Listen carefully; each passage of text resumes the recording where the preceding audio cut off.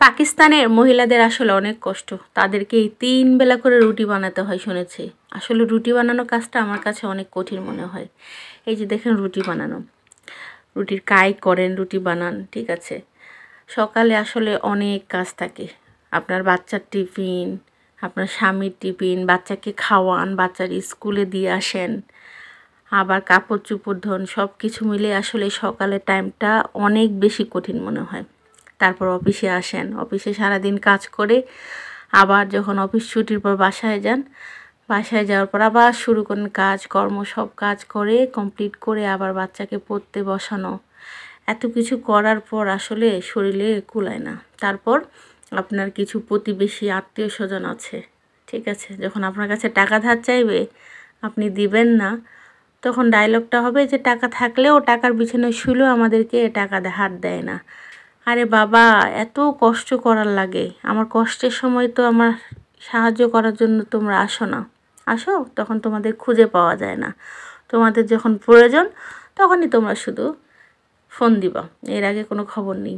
তারপর ধরেন আপনার ঘরে কিছু কিনলেন আপনি, সেটা হতে পারে কোনো আসবাবপত্র, কোনো ফার্নিচার, টিভি, ফ্রিজ, আইপিএস, যে কোনো কিছু, তখন কিন্তু তাদের চোখগুলো ঠিকই জ্বলবে, ঠিক আছে, বুঝতে পেরেছেন? তো এসব আত্মীয় স্বজন থেকে যত সম্ভব দূরে থাকবেন, দূরে থাকা উচিত। কষ্ট আপনি করবেন, গাধার মতো খাটবেন আপনি। আর তাদেরকে যখন আপনি কোনো হেল্প করবেন না, তখন কিন্তু হ্যাঁ অনেক বড় বড় কথা বলবে। হেল্প করার পরও তারা তো ভুলে যায় যে মানুষটা একসময় হেল্প করছিল আমার, সেটা তাদের মনে থাকবে না। যখন দরকার তখনই আপনাকে ফোন করবে, এর বাইরে নয়। আপনার বিপদে তো এই মানুষগুলোকে আপনি পাবেনই না, কিন্তু বড় বড় কথা বলার সময় মানুষগুলো স্মরণে থাকবে। যাক, এর মধ্যে আমার করলার ভাজি হয়ে গেছে, এখন ডিম পোচ করি।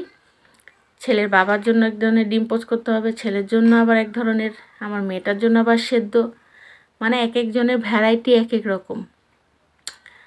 আসলে রান্না বান্না করতেছি আর আপনাদের সাথে কথা বলতেছি। সকালে অনেক ব্যস্ততা থাকার লাগে। আসলে চাকরি করা, সংসার সামলানো, প্লাস হচ্ছে মানে সব কিছু মিলেই ডাবল ডাবল চাকরি আমাদের। আসলে অনেকে বলে না চাকরি করে, তো কোনো কাজ নেই সারাদিন। একবার চাকরি করেন আর সংসার সামলান, তাহলে বুঝতে পারবেন যে আসলে কোনটা কাজ নেই কোনটা কি। চাকরিটাও কষ্ট, সংসারটাও কষ্ট, যার যার জায়গায় কষ্ট। যারা আবার চাকরি করে প্লাস সংসার সামলায় তাদের আবার ডাবল ডাবল কষ্ট। অতএব কারো কাজকে ছোট করে দেখবেন না, যে যার পজিশনে আছে সেটা নিয়ে সন্তুষ্ট থাকুন। অন্যের ভালো কিছু দেখে হিংসা করবেন না, কারণ হিংসা মানুষকে ধ্বংস করে দেয়। আর আল্লাহ তাআলা সবাইকে সব কিছু দেয়, আবার সেকেন্ডের মধ্যে কেড়েও নিতে পারে। আল্লাহ যার উপর খুশি হয় তাকে দেয়, যার উপর খুশি হয় না তাকে দেয় না। এটা সব কিছু আল্লাহর উপর নির্ভরশীল, এটা বুঝতে হবে। সবসময় আল্লাহর উপর ভরসা রাখতে হবে, মনে শক্তি রাখতে হবে। হিংসা নয়, ভালোবাসা দিয়েই সবার মন জয় করেন, হিংসা দিয়ে নয় রে ভাই। কয়দিনের দুনিয়া, আসেই তো কয়েকদিন। পৃথিবীতে আমরা শুধু মেহমান হয়ে আসছি, মৃত্যুর কাছে কিছুক্ষণ আমরা শুধু ছুটি নিয়ে আসছি, এই জীবনটা ধার করে নিয়ে আসছি। ভালো থাকবেন।